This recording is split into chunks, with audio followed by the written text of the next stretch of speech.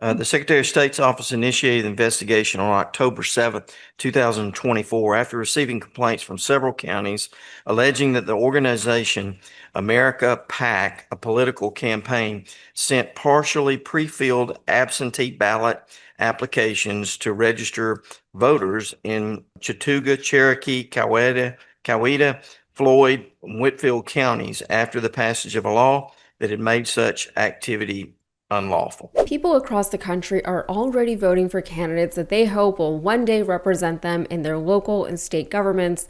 But new reporting finds that a super PAC run by Elon Musk engaged in illegal activity while trying to get Donald Trump elected back in 2024. Mr. Chair, I think that there is evidence to suggest that America PAC is in violation of 21-2-381 when they sent to an elector pre-filled absentee ballot applications in November of 2024, and evidence to suggest that America PAC is in violation of 21-2-381 when they failed to display in a conspicuous location the statutory language. This is not an official government publication and was not provided to you by any government entity, and this is not a ballot. Mr. Chair, I'd make a motion that we issue a letter of reprimand to America PAC. So we're still dealing with election fraud allegations from previous elections as we head into another midterm. As you all know, Trump lost the 2020 election to Joe Biden, which resulted not just in the January 6th insurrection at our nation's capital, but also in years of Trump insisting that the election was stolen from him, that the votes were tampered with, that the voting machines were rigged, and that the Democrats should all be locked up for their complicity in breaking democracy. As you all are also aware, no evidence of voter fraud was found to support Donald Trump's unfounded claims, but it doesn't matter. He just told his supporters that there was fraud, and they believed him. Trump is still your president! It's legal for them to count votes in Pennsylvania 2 days after the election on November 3rd? Yes. You're wrong. Go. I don't even want to talk to you. When you're in a cult, you don't need to see proof from your cult leader to believe the things that he says. You just believe the things that he says. Of course, whenever evidence of voter fraud was uncovered, it was very few and very far between, and it was done by Republican Trump supporters, not Democrats. Even after hearing people like Steve Bannon laying out the plan to claim voter fraud months, if not years before the election, people were still not convinced that Trump's claims were false. Even after watching Trump say for months prior to the election that there was voter fraud, they still were not convinced. And even after common sense should have told them that the voting patterns did not suggest voter fraud, like any time a Republican would win, they still were not convinced. So here we are 6 years later, 1 year into the second Trump administration and heading into another midterm election, and Trump is still complaining about voter fraud.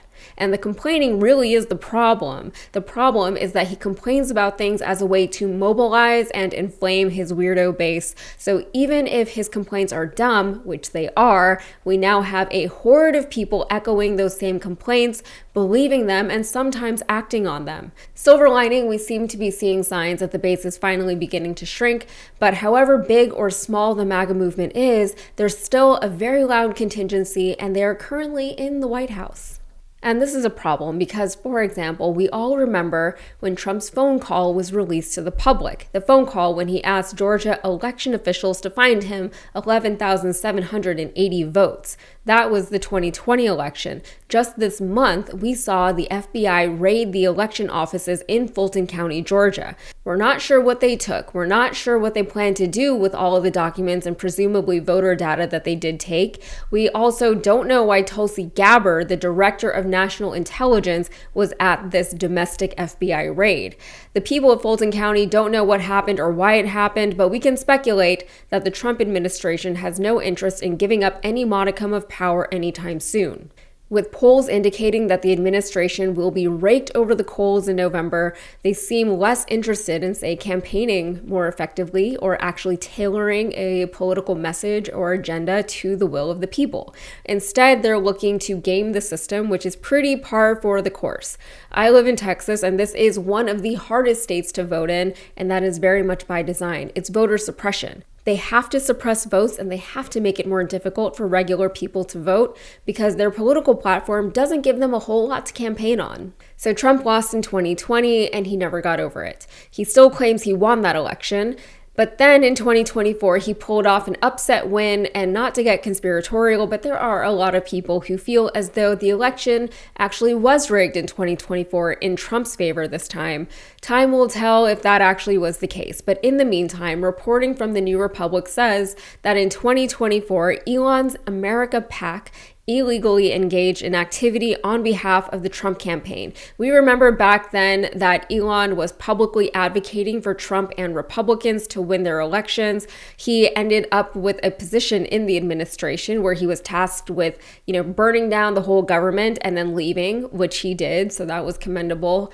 But in order for him to get what he actually wanted from this administration, he first needed to see Trump back in office. So, in October 2024, the Georgia Secretary of State's office launched an investigation after receiving numerous reports from residents across several counties saying they'd received partially pre-filled absentee ballot applications from Musk's America PAC, according to John Fervier, the state election board's chairman. There was evidence to suggest America PAC had violated a state law that prohibits any person or entity other than an authorized relative to send an elector an absentee ballot application pre-filled with the elector's required information, according to Janice Johnston, the SEB's vice chairman. America PAC had also failed to display in a conspicuous location that this was not an official government publication, was not provided by the government, and was not a ballot, Johnston added.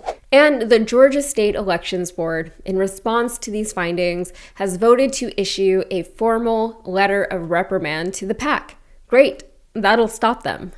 But seriously, they violated the most fundamental aspect of our nation's democracy, then they get less than a slap on the wrist for it. Is there no way to punish someone like Elon Musk, who has billions of dollars, plenty of power and influence, and access to powerful people? Maybe, but if there is, we haven't figured out what that looks like. We can stop buying Teslas. Their sales are already down, but Elon doesn't get his money from Tesla sales. He gets his money from government contracts and market speculation and who knows what else. They're all so well protected and so well integrated into a global network, something that we saw confirmed and documented to shocking degree with the release of the Epstein files. But on a nicer note, early voting for the primary is happening right now here in Texas. I haven't voted yet, but I will. But the early returns are incredibly promising. And again, I hate to get my hopes up for this place because I really should have learned my lesson by now. I have been let down by Texas more times than I could possibly express. This is the land of constant disappointment, and I'm not sure why I'm here. But all of that said, here's this headline from Houston Public News Media.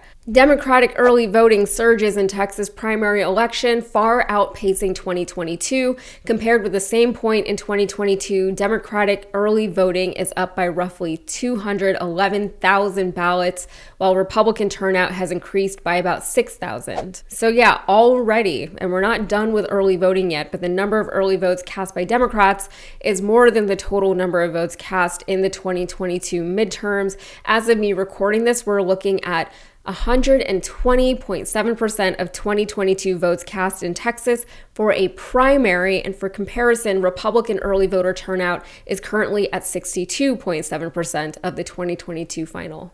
And this is encouraging because, again, at the risk of getting my heart broken, Texas is not as red of a state as our government would like the rest of you to believe. Texas isn't a red state or a blue state. It is a non-voting state. And again, a lot of that is by design. This is what happens when Texans vote. This is why they try their damnedest to suppress votes. And this is why they keep telling us that voting does not matter.